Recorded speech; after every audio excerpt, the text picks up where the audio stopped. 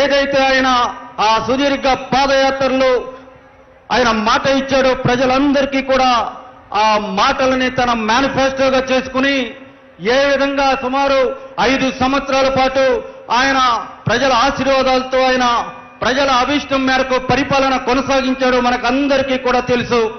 ఆ విధంగా 5 సంవత్సరాల పాటు ప్రజల ఆశీర్వాదంతో ప్రజల ఆశయాల మేరకు ఆలోచన మేరకు పరిపాలించి ప్రజలందరి గుండెల్లో ఆంధ్రప్రదేశ్ రాష్ట్రంలో ఉన్నటువంటి కోట్లాది మంది ప్రజల గుండెల్లో చిరస్థాయిగా మరి స్థానం సంపాదించుకున్న నాయకుడు మన గౌరవ ముఖ్యమంత్రి జగన్మోహన్ రెడ్డి గారు అన్న విషయాన్ని నేను మీ అందరికీ కూడా గుర్తు చేస్తూ ఉన్నా.